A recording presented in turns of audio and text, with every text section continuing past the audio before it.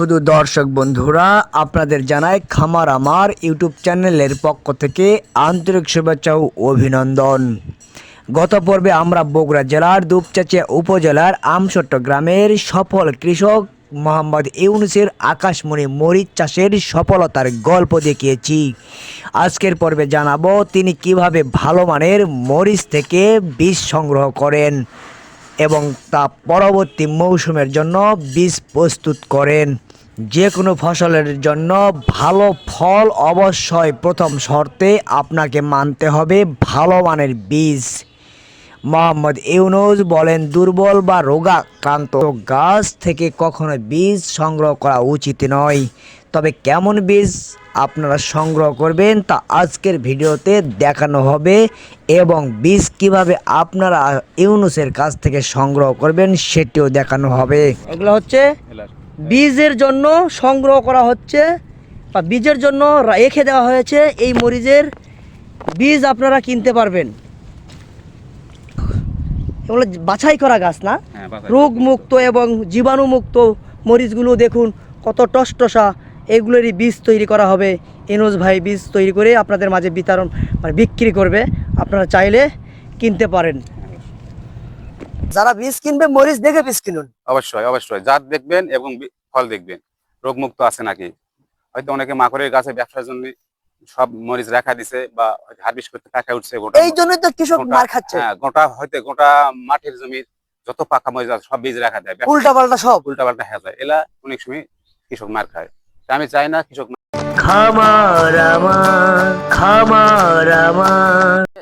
নিজে নিজে তুলি বা তার মানে তাতে মালচিং এর খরচটাও কমে যাচ্ছে। হ্যাঁ, মালচিং পদ্ধতি আমি করি না, ওটার বিষয়ে আমি জানি না। আমি ওটার ভালো মন্দ কিছু বলতে পারবো। তোলাটাই ভালো। আমি জানি তোলা ভালো, তুললে আপনার ফসলের উপকার আছে, এভাবে আমি তুলে দিই। বলেন, এই যে আমরা কিছু রাসায়নিক সার পরে থাকা দেখছি আপনার জমিতে, ডিএপি টিএপি এগুলো এই যে আমরা দেখতে পাচ্ছি, এই খাবারগুলোকে উপরে ছিটায় দিতে আমার কি? আমি ওই যে গাছটা একটু মানে খাবার চাচ্ছে, গাছে হলদে ভাব আসতেছে, অর্থাৎ গাছের শক্তি কমে গেছে। তো কিছুদিন আগে আমি শুকান দেখলাম, তাই আমি ভাবলাম যে শুকান দেখলাম তলা দিয়ে একটু আমি হালকা পাতলা সার ছিটা দিছি, যে বৃষ্টি আসলে চুষা নিলে গাছে একটু শক্তি বাড়বে।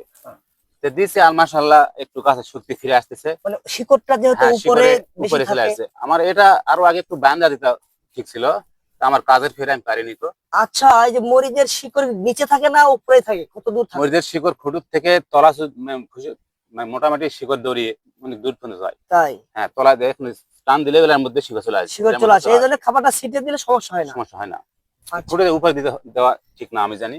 দেখছি আর ওই গাছগুলো বড় দেখছি, এর কারণটা কি? বরং জাতে দুইটা, আমি বললাম না 2 সেট করেছি, কিছু আগে বললাম আমি 15 দিন পর পর আমি ওটা এক জাত লাগাইছি, এটা এক জাত লাগাইছি। আমি প্রথম তো লাগে একটু ভালো মন্দ জাতের জন্য লাগাইছি। মোটাটা কোনটার ফলন বেশি হচ্ছে, বড় জাতেরটা না কোনটাতে আমি উপকৃত হব সেজন্য কোনটার ফলন বেশি হচ্ছে আপনার?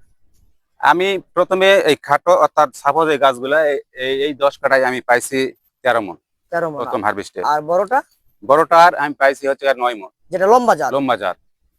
তার মানে বোঝা যাচ্ছে যে খাটো জাতের ফলনটা বেশি হচ্ছে। খাটো জাতের ফলন হয়তো বা আপনার বেশি দেখা যাচ্ছে, কিন্তু এটার মানে একটু পাতলা হাসি তুলতে হয়, আর ওটা মানে ফল ফুল থাকেই। হয়তো এক তুলতেছি আবার খুশি আসতেছে, আর ধরাটা একটু বেশি। আমি তাহলে সুবিধা হচ্ছে কোনটা? সুবিধা চাষের ক্ষেত্রে লম্বাটা একটু বেশি, মানে লম্বাটা বেশি দিন ফলন পাওয়া যাচ্ছে। আর এটা মানে চট করে একবার ঝাঁপ ধরে তুলা দিলে আবার প্রচুর দিন কিছুদিন দেরি করতে হয়, দেরিতে এটা আসে। আর ওটার ফল থাকেই ওটা মানে টুকটাক তুলতে পারবে। আপনি যেটা বিক্রি করবেন লম্বা এবং খাটো দুটাই বিক্রি করবেন? হ্যাঁ, যার যেটা নাই, যার যেটা সুবিধা।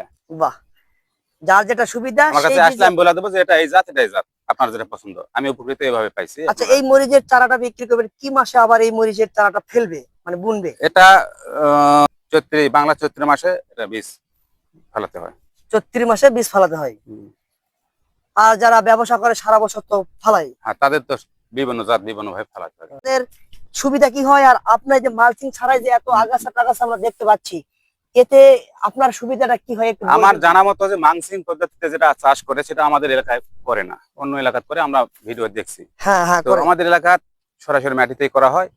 তো এই ঘাস আগাছা বলে, এই আগাছাটা নিজে কষ্ট করে তুলতে পারলে ফসলের জন্য ভালো। অনেকে সার কীটনাশক দিয়ে মেরে ফেলে দেয়, হ্যাঁ দিলে অনেক সময় দেখেন যে ওই ওষুধের দ্বারাতে শিকড় অনেক সময় বেড়াতে গাছের, কাটে।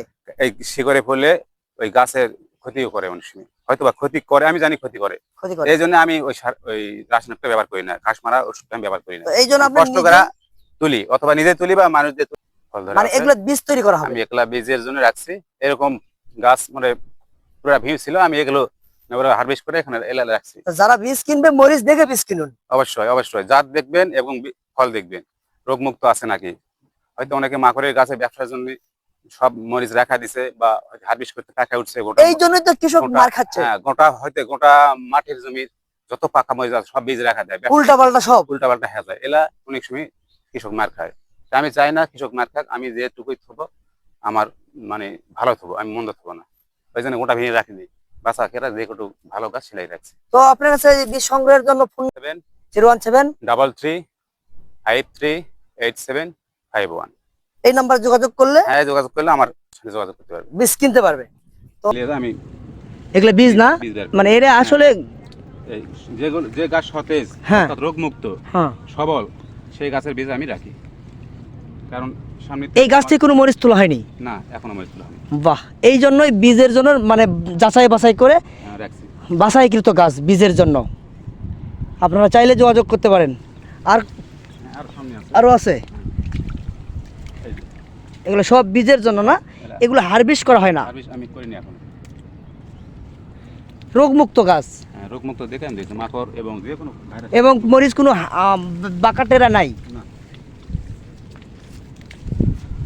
এই যে একটা গাছ, এলাই নেই, এগুলো হচ্ছে এলার।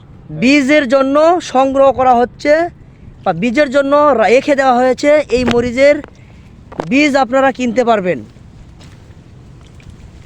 বাহ, খুব সুন্দর তো মরিচ, আমরা মুগ্ধ হয়ে যাচ্ছি এই কৃষকের পর্যবেক্ষণ দেখে। তো দুই একটা পাকা শুরু হয়েছে নাকি? হ্যাঁ, এই যে, অনেক এগুলো প্রায় তোলার অনেক সময় হয়ে আসছে, এলা পর্যায়ক্রমে আমি তুলে নেব। আর একটু দুই চারটা এগুলো হওয়ার মধ্যেই আস্তে আস্তে সংগ্রহ হবে। বাহ, খুব সুন্দর তো। কতগুলো বীজ মানে কত কেজি হবে আপনি এটা?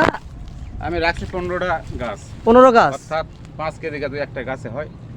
তো ধরেন 15 5 কে কত 75 কেজি অথবা 70-75 কেজি এই ধরনের বীজ হবে। এই ধরনের মানে ফল রাখা হবে। ফল এখন বীজ কত হবে না হবে সেটা আলাদা। হ্যাঁ, আলাদা।